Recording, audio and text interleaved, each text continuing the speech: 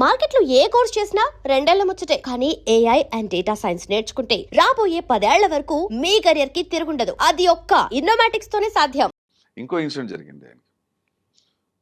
Telugu Desam party పెట్టినప్పుడు నేను ఈ షూటింగ్ అయిపోయిన తర్వాత ఎలక్షన్కి బిఫోరు నేను రామారావు ఇంటికి వెళ్ళాను హ్యాబిట్స్లో.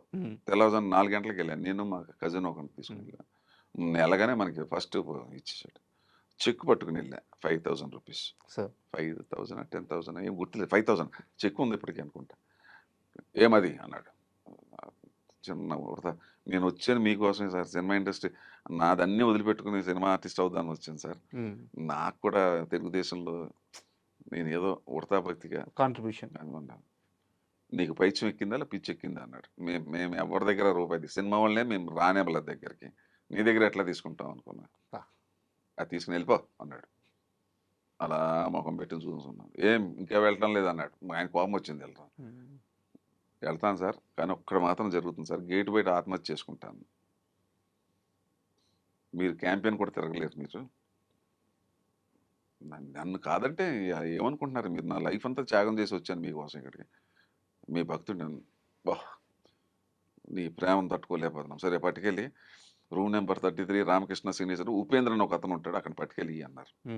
ఆ ఉపేంద్ర ఏంటి, ఆయన రైల్వేలో డిపార్ట్మెంట్లో పనిచేసి ఈయన దగ్గర ఉన్నాడు. ఆయన మినిస్టర్ కాదు, ఎమ్మెల్యే కాదు, ఏం కాదు. అక్కడ వెళ్ళి ఆ రామకృష్ణ సీనియర్ స్టూడియోలో రూమ్ నెంబర్ 32 33 పట్టుకెళ్ళి ఆ 5,000 రూపీస్ వస్తే మేము తీసుకోం అన్నాడు.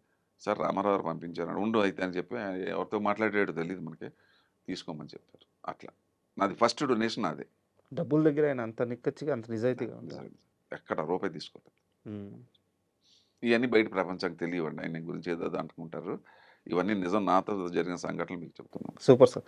అయితే అదే నాకు మీ జీవితం అంతా కూడా మీ ఇష్టం ఒకటి ఉంటుంది, మీ ప్రయాణం ఒకటి ఉంటుంది, మీరు చేసే పని ఒకటి ఉంటుంది. ఇదే సందర్భంలో దీని కంటిన్యూటీ క్వశ్చనే ఒకటి ఉంది. రామారావు గారు అంటే అంత ఇష్టం, దేవుళ్ళలా చూస్తారు. అయితే మీరు ఎక్కువ సినిమాలు చేసింది కృష్ణ గారితో. కృష్ణ గారు మహానుభావుడు. నాకు 8 సినిమాలు చేశాను, అన్ని అద్భుతమైన పాత్రలు, మంచి అటువంటి హీరో మళ్ళీ రాడండి. ఇంకా అంత ఓపెన్ హార్టెడ్, అంత కల్మషం లేని వ్యక్తి, రాజకీయాలు లేని వ్యక్తి, ఈ చాడీలు చప్పు ఇవి ఏం పట్టించుకోవడానికి అసలు నేను అటువంటి హీరో నేను చూడలేదు ఇంతవరకు. కనవాళ్ళు చెడ్డోళ్ళు అని కాదు. అక్కడ కృష్ణరాజు గారు సరదాగా ఉంటాడు, సోనబాబు సరదాగా, ఈయన అలా కాదు. ఈయన బాలశంకరుడు. రామారావు నెక్స్ట్ బాలశంకరుడు ఈయనే. ఆయన సరదాగా జోకులు వేసేసి ఒకసారి ఇబ్బంది పెడుతుంటాడు కృష్ణ గారు. తాతినేని రామారావు డైరెక్టరు, ఒక రెడ్డి గారు ప్రొడ్యూసరు. అగ్ని కెరటాలు అని సినిమా చేస్తాను. ఆయనతో ఎప్పుడు చేసిన బ్రదర్ వేషమే నేను, ప్లస్ ఆయనకి ఆపోజిట్. మళ్ళీ ఇలా కొట్టుకోవటం, మళ్ళీ లాస్ట్లో ఒకటి ఇలాగే చేశానండి. ఏదన్నా ఉన్నాడు శివకృష్ణ పెట్టుకోండి, కొద్దిగా నాకు శ్రమ తగ్గుతుంది, ఫైట్లు చేస్తాడని ఎవరు అలా ఎవడన్నా ఏ హీరో అని చెప్తాడు. అలాగా ఎవరు ఏ హీరో చెప్పడు కదా, అన్నీ నాకే కావాలనుకో. ఆయన ఆ టైపు.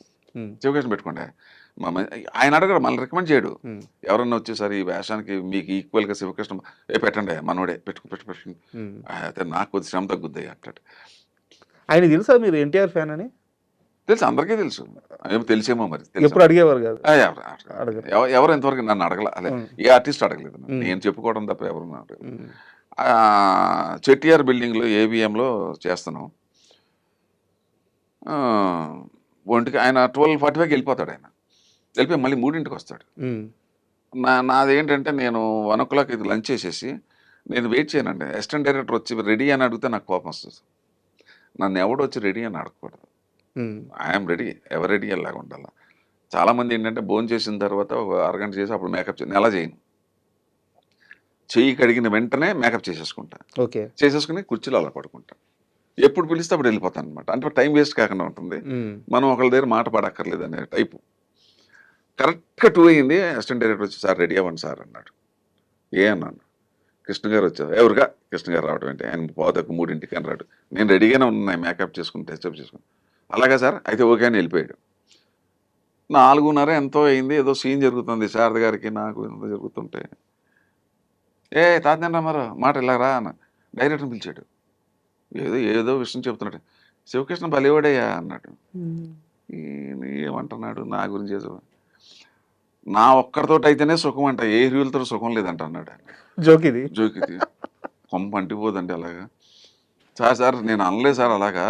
నేను అన్నది ఏంటంటే అసిస్టెంట్ డైరెక్టర్ దగ్గర ఆయన పావుతక్కువ 3 దాకా రాడు, ఎందుకు తొందర పెడుతున్నావు? నేను 2:40కి అక్కడ పక్కనే కదా, సేమ్ బిల్డింగ్లో మేకప్ రూమ్లో ఉన్నాను. నేను రావడం ఎంతసేపు అని అన్నాను, అన్నమాట ఇది. అదే ఇంక చెప్పాను, మీతో యాక్ట్ చేసినప్పుడు ఈ సుఖం ఉంటుంది సార్. ఈ సుఖం ఉంటుంది సార్, మధ్యాహ్నం ఒక స్లీప్ వేయచ్చు, ఒక స్లీప్ కానీ రెస్ట్ ఒక 40 మినిట్స్. అది ఆయన ఎలా కన్వర్ట్ చేసాడంటే, ఇలాగా కన్వర్ట్ చేసి ఇలా చెప్పాడు తాతినేని రామారావు. ఇండస్ట్రీ టాక్ బయటకు వెళ్ళిపోతే సార్ నా కొంపలు అంటుకుంటాయి అంటే హి అంటే పక్క నవ్వుతున్నాడు ఆయన. అదొకటి అయిపోయింది, సరదాగా ఉండేది ఆయనతో. అబ్బా వెరీ గుడ్, మర్చిపోలేనండి. ఆయన మాత్రం మహానుభావుడు. తర్వాత నేను చేసిందే ఉన్నాయండి. ఆయన సినిమాలకి తిరిగి డబ్బులు పెట్టేవాడు. ఆయన హీరో సినిమా లాక్కుండా ఏ నిర్మాతను కష్టపెట్టేవాడు కదా. డబ్బులు ఇవ్వకపోతే ఇట్స్ ఆల్ రైట్ అనేవాడు. నేను చేశాను చాలా సినిమాలు, డబ్బులు ఇచ్చినా ఇవ్వకపోయిన పని చేశాను, బట్ తిరిగి డబ్బులు పెట్టాడు ఆయన. చాలా సినిమాలు ఆయన విశ్వాసం, ఆయన మొదట్లో ఆయనకి హెల్ప్ చేసిన అందరికీ కూడా ఆయన సంతకాలు పెట్టేవాడు రిలీజ్కి, నేను ఇస్తాను డబ్బు అని చెప్పి. నాది హాబీ. ఏం మనిషి సార్ ఆయన. అసలు లేడండి, ఇంకో హీరో లేడండి ఇంకో సినిమా ఇండస్ట్రీ. ఎవరేమనుకున్నా ఇది నిజం. సార్ ఒక చిన్న డౌట్, ప్రభాస్ గారు లాంచింగ్ టైము ఈశ్వర్ మూవీ యాక్చువల్గా ఆయన ఫాదర్గా చేయాలనుకుంటే కృష్ణరాజు గారే చేయొచ్చు, కొడుకు లాంచింగ్ కాబట్టి. బట్ ఏరి కోరి శ్రీకృష్ణ అనే ఆ క్యారెక్టర్ కావాలని చెప్పి తీసుకొచ్చుకొని పెట్టుకున్నారంట. కాదండి, ఇది నా ఫ్రెండ్ అశోక్ కుమార్, ప్రొడ్యూసర్. అతను నాకన్నా చిన్నోడన్నా, నాకు చాలా చాలా ఇష్టడు సార్. నాలాగే కొద్దిగా ఓపెన్గా ఉంటాడు అతను. అతను ఎంత గొప్పోడంటే, అతను తీసిన సినిమా అన్నిట్లో నేను ఉన్నాను. ఫస్ట్ ధ్రువ నక్షత్రం, తర్వాత ఇంకోటి ఏదో సినిమా, ధ్రువ నక్షత్రం తర్వాత రక్తతిలకం అనుకుంటా, రక్తతిలకం తర్వాత ఒక్క సినిమా ఒకటే, ఈవి సత్యనారాయణ చెవులో పువ్వు ఏదో పెట్టి తీసి, అది తప్ప అన్ని సినిమాలు నేను ఉన్నాను. మంచి స్నేహితుడు నాకు, చాలా వెరీ నైస్ మ్యాన్. అంటే రామానాయుడు గారికి మేనల్డ్ వర్క్స్ అవుతాడు. ఆ మేనల్డ్ అని చెప్పి అది ఏమి ఉండదు. Is a very very nice person. తర్వాత ఏంటంటే మహాదైవ భక్తుడు, సనాతన ధర్మం అంటే పడి చచ్చిపోతాడు. ఎవరికి తెలీదు అశోక్ కుమార్ గురించి. చాలా ఈశ్వరికి మళ్ళీ నేనే మా శివకృష్ణ పెట్టుకున్నా, అలా వచ్చింది నాకు. అతను ఆ వేషం రావడానికి నాకు నా మిత్రుడు, నా శ్రేయోభిలాషి అశోక్ కుమార్. సార్ ఆ రోజు 2001, 2002 టైంలో మీరు చూసిన ప్రభాస్ వేరు, ఇప్పుడు మనందరం చూస్తున్న ప్రభాస్ వేరు. బాగా ఎదిగాడు కదా సార్, బాగా ఎదిగాడు. ఎంత ఎదిగినా కూడా ఎదిగినోడు ఎంత ఎదిగే కొలిది ఒదిగి ఉండాలంటారు కదా, అది నేను విన్నాను. చాలా ఒదిగి ఉంటాడని, చాలా మర్యాదగా ఉంటాడు. అది మాత్రం అందరూ చెప్తున్నారు, ఒకళ్ళు కాదు కదా, అందరూ చెప్తున్నారు. ఆ రోజు సెట్లో ఎలా ఉండేవారు సార్? ఆ రోజున ఎలా ఉన్నాడు, ఈ రోజున అలాగే ఉన్నాడు. ఎందుకంటే నేను ఒక 15 ఏళ్ళ తర్వాత మొన్న ఎక్కడేదో కలిశాను, గగవా పరిగెత్తుకుంటూ వచ్చాడు. మీరే అని చెప్పి గవబా బ్యాన్ నుంచి దిగాడు. ఏంటి ఇలాగ వచ్చారేంటి అన్నాడు.